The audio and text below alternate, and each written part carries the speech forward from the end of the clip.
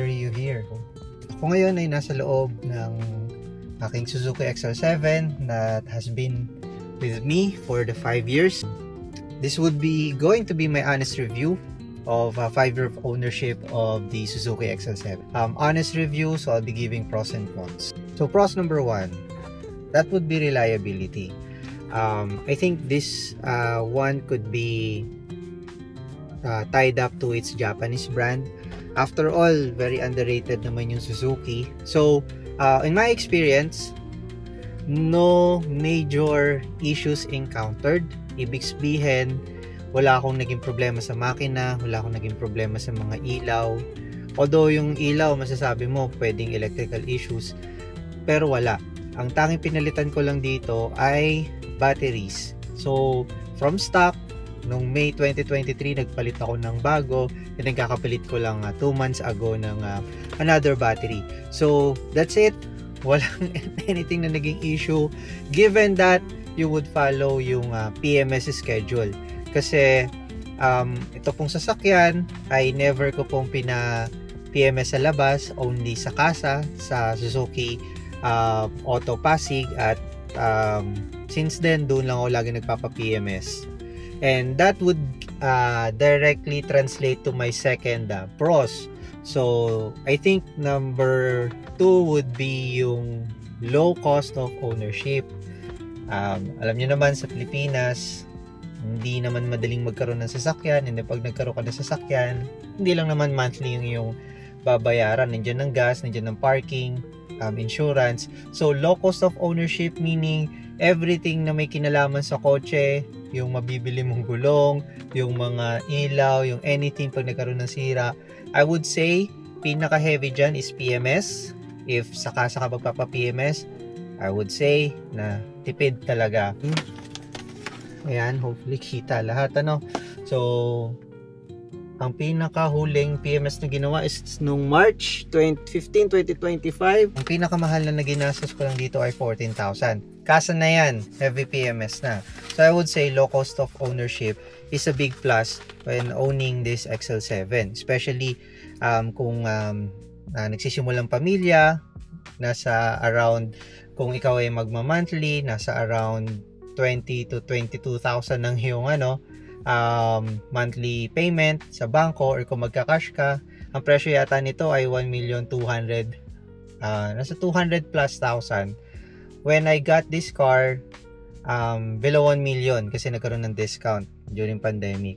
Pero in terms of ownership, tipid, papasok na rin dyan yung gas consumption, kasi of course, if-factor in mo rin yung presyo ng gas. So around city, I'll own city, tapos medyo may traffic to heavy traffic, 11 to 12 kpl yung kanyang gas consumption. And then kapag long drive, nagpupunta kami ng Isabela, nagpupunta kami ng La Union, you can get as much as 15 to 18 kahit puno yon. So marami kayong bagay sa likod, may sakay ka up to 1, 2, 3, 4 passengers kasi tutupi may upuan. Tipid talaga sa gas. And then yung mga consumable parts niya, mga filter, anything na pwedeng palitan ay hindi rin ganun kamahal. So that's number 2 for its pros. And then last would be yung easy to drive, drivability para sa amin. Kasi meron kami isang car pa, so that is an SUV, and mabigat yung steering wheel, and then alam mo talaga na ramdam mo na hefty or heavy yung sasakyan mo. So once na ito yung drive namin, biglang ang gaan, ang daling ipasok. So yung drivability niya for its MPV, no, I would say best in its class.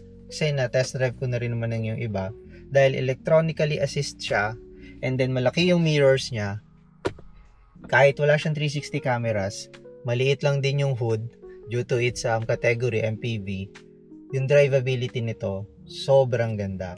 So that would be my 3 pros ng owning a Suzuki XL7.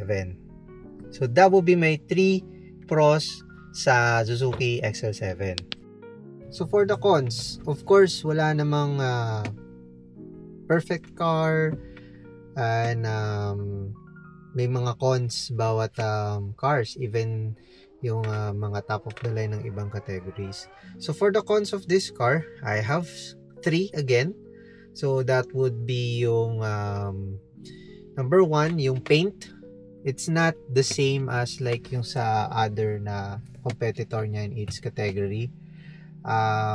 Manipis ng konti yung paint. Meron akong chip dyan sa harap. This is my own experience naman, na I'm not sure if bato or may tumama, pero lumabas kagad yung pinaka sheet ng metal. So kinakalawang konti, nilagyan ko na lang ng cutics para hindi kumalat. And then may mga ilang parte din ng sasakyan na may mga kinakalawang na. So hindi naman siya ganun kalala. Pero compared sa iba niyang competitor, medyo hindi top notch yung kanyang paint. Pero bumawi naman sila sa colors kasi halos lahat ng cars nila pearly yung mga sasakyan. So for this color na white, walang additional na amount. Number 2 would be NVH.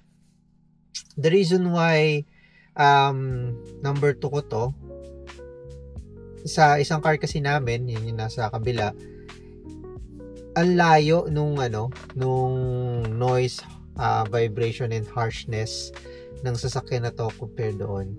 Now, some may argue na mas matagtag ang SUV due to its ladder frame, pero in terms of noise, mas nagki-creep in talaga yung noise dito eh. Well, kailangan din kasi nilang marating yung certain price point para mabenta ng mura yung sasakyan. So malamang yung mga noise insulation dyan hindi kasing ganda nung nilalagay nila sa mga SUV. Kasi SUV iba na yung price point. Noise, hardness and NVH doon ay labanan din para sa comfort. So maingay kapag high speed, rinig mo yung road noise, yung mga dyan, mas maingay ng konti. So ibablast mo na lang ng konti yung music para lang hindi mo masyadong mapakinggan. And then kapag umulan, rinig mo sa headliner na lalo na pag malakas, talagang rinig na rinig mo. Parang bubong ng yero. So hindi naman kasing lala ng iba na mas murang sasakyan. Pero para sa mga regular na first time mo pala magkaroon ng kotse, or yung previous car mo is galing pa sa talagang lumang car na, tapos bumili ka ng ganitong klaseng sasakyan, hindi mo siya mapapansin unless meron ka pa isang kotse na mas compare mo yung mga ganun comfort. So that's number 2. Okay, so ang last na cons ko would be the doors.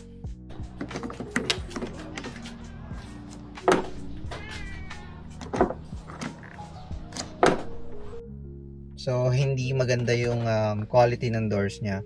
And to summarize, meron ako mga ilang questions dito na gusto kong sagutin for everybody para sa mga potential na naghahanap ng family car na 7-seater na hindi ka naman naabot ng 1.5 million to 1.3 million, or ito lang talaga yung kaya mong ibigay monthly. So, would I buy another Suzuki in the future? Definitely yes. Actually, tinitingnan ko nga yung Fronx, and dati talaga gusto ko yung Jimny. So, in terms of build, hindi siya yung tipong pag pumasok ka sa loob, masasabi mo na wow, luxury car. Hindi. It's more utilitarian ng Suzuki. Pero I would still buy another Suzuki brand kasi maganda, reliable yung kotse. So, is XL7 a dependable car? Yes. Never pa itong nag-stock up nung ako yung nagda-drive. Never pa na ako nitong pinahiya, walang check engine, very reliable, considering na dapat sinusunod mo yung PMS. Syempre, kung hindi ka naman nagpi-PMS ng tama, once in a blue moon ka lang, or kapag naalala mo lang, or kapag nagka-budget ka lang, which is dapat binabudget din talaga ang PMS, hindi talaga magiging dependable yung car dahil magbe-breakdown yung ibang parts. So, is it the best on its class sa MPV? No. So, I would siguro if time na yon nilabas na yung Stargazer, parang maglilin ako towards Stargazer. Medyo late na kasi yung Stargazer. Pero in terms of tech, and anything na kaya niyang i-offer safety features ng sasakyan, mga driving aids, importante din yan. May lugar din yan sa car, hindi lang yan basta pandagdag ng presyo. Ang Suzuki halos wala pa silang ganun na nilalabas dito sa Pinas, pero if itatabi ko siya doon, I would buy the Stargazer X. If itatabi ko sa BRV, that time may BRV na pero mas pinili ko to due to its price. So sa Expander naman, Expander Cross, yung kanyang competitor, I would say na by a hair margin lang, ito pa rin yung pipiliin ko dahil sa uniqueness niya. Bihira lang naman meron may XL7, pero hindi naman siya yung best in its class. So bang for the buck, yes, do sa price point niya, dahil mahal na yung Stargazer X and BRV, papasok ka na talaga dun sa price point mo na top of the line, meron na siyang mga cladding, maporma na sa labas, fuel efficient, kaya naman 7-seat, kaya naman magkarga ng up to 7 people, kaya rin maglagay ng car seat pang family. Yes, this is bang for the buck. So sa MPV segment, nasa middle of the pack siya. So would I recommend for a new family, for family looking for a 7-seater XL7? Yes, I would recommend. And kung matetest drive nyo yung iba, kung hindi naman factor sa inyo yung ibang bagay, kung ito talaga yung pasok sa pera ninyo, and then factor in sa inyo din yung PMS, go for Suzuki XL7. Okay, so that wraps up my video about the 5-year ownership of Suzuki XL7. Hopefully, naging informative ito sa inyo. Nagkaroon ng factor para or makadagdag ng kaalaman para mas makita ninyo ano bang meron sa XL7 after 5 years, no? Ibebenta mo ba siya after 5 years? Probably not. You can still keep the car up to its 7th year dahil wala pa naman naging problema. So in terms of sa community, no, wala namang anything na makikita kang big problem sa community na XL7 na nagkaroon ng major issue, kasi talagang very reliable yung car. I would say, hindi ko pala nabanggit yung Veloz, no, pero I would say na mas pipiliin ko rin to kasi sa Veloz dahil mas for me reliable and mura lang din naman yung cost of ownership. So that's it. This is Rider Rio. Thank you and see you on the next vlog.